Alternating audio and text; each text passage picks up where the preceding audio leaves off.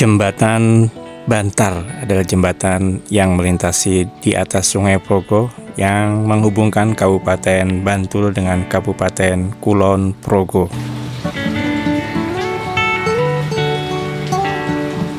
Ada 3 ruas jembatan yang melintasi Sungai Progo ini, Jembatan Bantar Lama, Jembatan Bantar 1, dan Jembatan Bantar 2.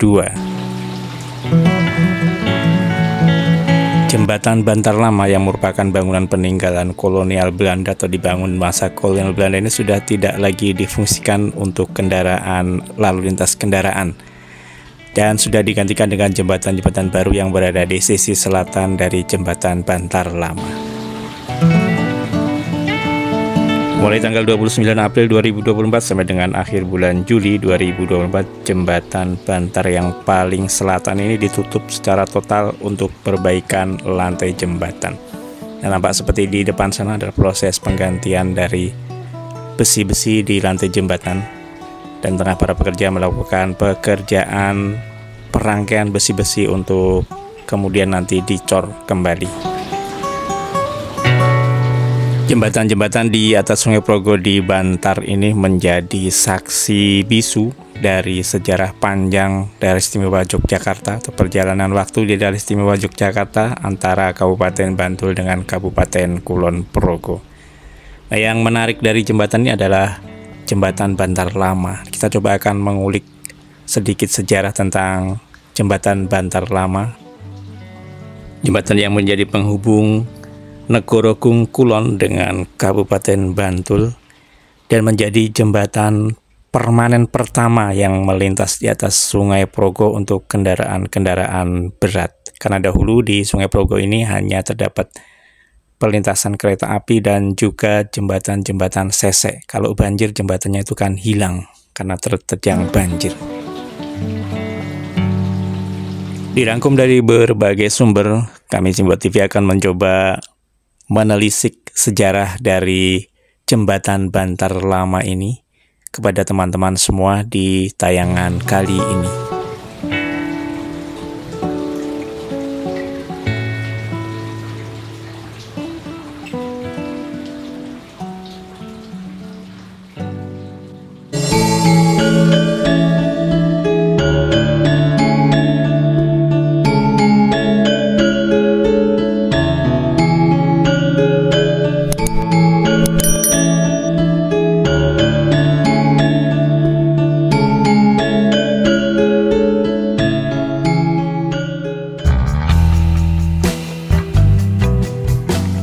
Proses perbaikan Jembatan Bantar sisi paling selatan ini masih terus berlangsung saat kami tiba di lokasi siang ini. Nampak pekerja tengah melakukan aktivitasnya di sana untuk perbaikan Jembatan Bantar paling selatan.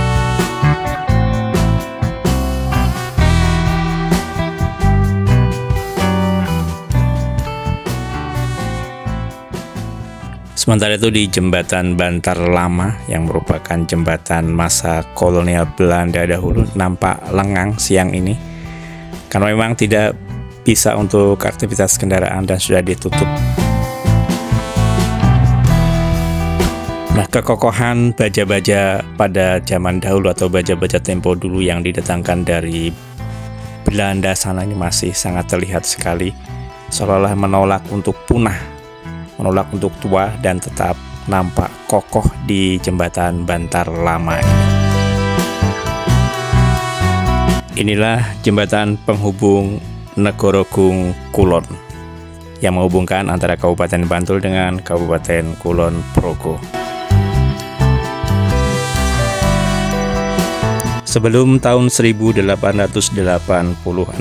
wilayah Negorogung sebelah barat yaitu antara Kulon Progo, Sentolo, dan Bantul Sedayu hanya dihubungkan dengan jembatan kereta api. Tetapi belum ada sarana penghubung kendaraan darat untuk menyeberangi Sungai Progo. Semuanya hanya memakai jembatan getek. Jembatan getek itu jembatan semacam jembatan dari kayu dan bambu. Hingga pada tahun 1886 dibangunlah jembatan darurat untuk kendaraan darat oleh kolonial Belanda. Hampir sama dengan antara Sanlandaan Bantul dengan Galur Adikarto di selatan Kulon Progo.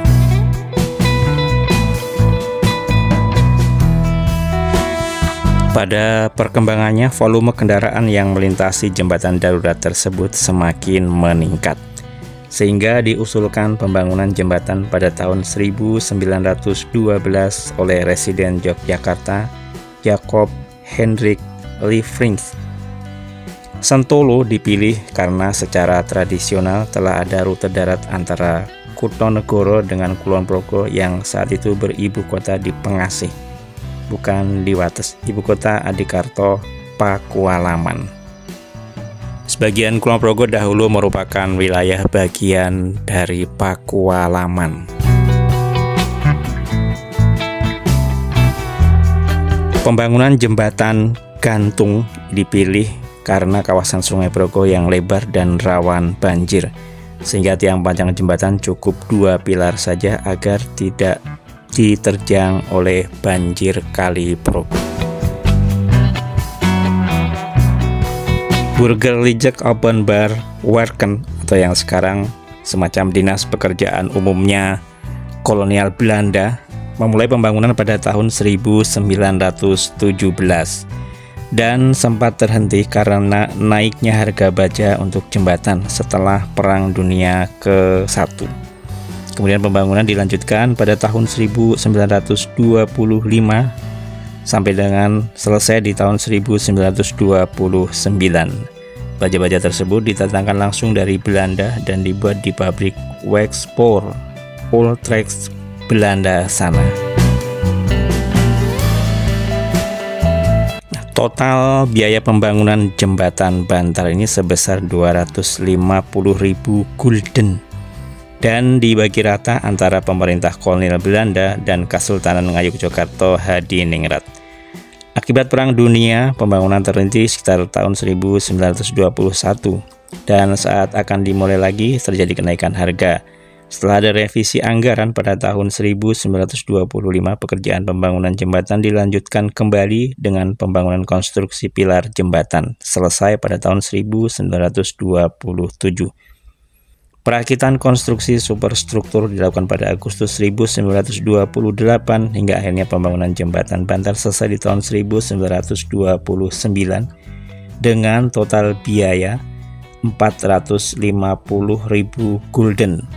Jadi biayanya membengkak dari yang pertama dianggarkan 250.000 gulden menjadi 450.000 gulden karena bajanya saat itu melejit atau meroket harga kenaikannya.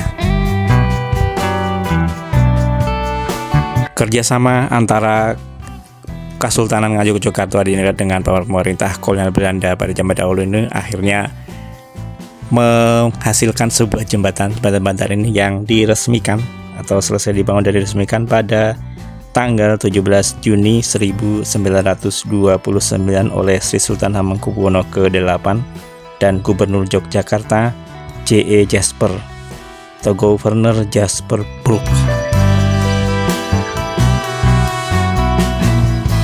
Ada masanya bekerja sama dengan kolonial Belanda, tapi ada masanya juga perang melawan kolonial Belanda. Pada tanggal 19 Desember 1948, jembatan Bantar menjadi saksi kemerdekaan atau perang melawan penjajah Belanda antara pasukan TNI dan juga kolonial Belanda.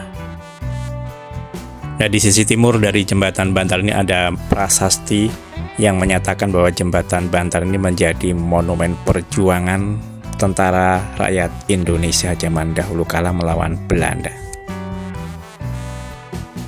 Pasukan TNI keluar dari Yogyakarta memulai perang gerilya membentuk daerah perlawanan 3 yang dipimpin oleh Letkol Soeharto. Wilayah Kulon Progo ini menjadi daerah perlawanan 3 dengan kekuatan tentara pelajar dan satuan Hizbullah serta Tentara Nasional Indonesia dipimpin oleh Letkol Soeharto. Pasukan Belanda dipusatkan di jembatan Bantar, terdiri satu kompi bantuan dari Batalion 5E Regiment Infanterie. Kemudian pada tanggal 23 sampai 24 Februari 1949, Letkol Soeharto memimpin unsur perlawanan tadi dan Kompi Darsono menyerang jembatan Bantar. Pertempuran berlangsung 5 hari, 4 prajurit TNI gugur dan 23 luka-luka. Pasukan Belanda kehilangan 10 tentara tewas, 2 truk hancur, dan banyak senjata yang dirampas.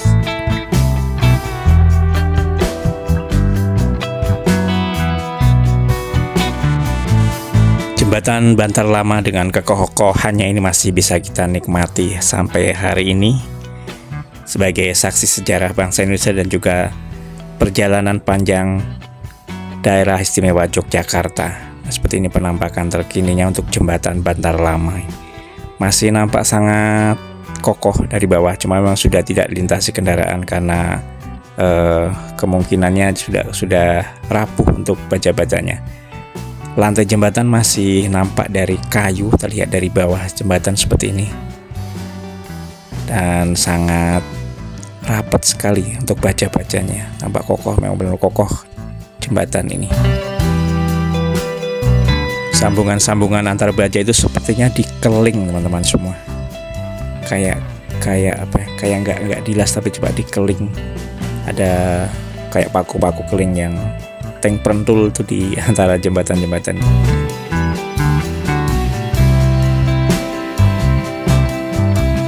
Baik teman-teman semua, semoga tayangan ini bermanfaat. Sampai berjumpa kembali di tayangan kami berikutnya dan semangat pagi.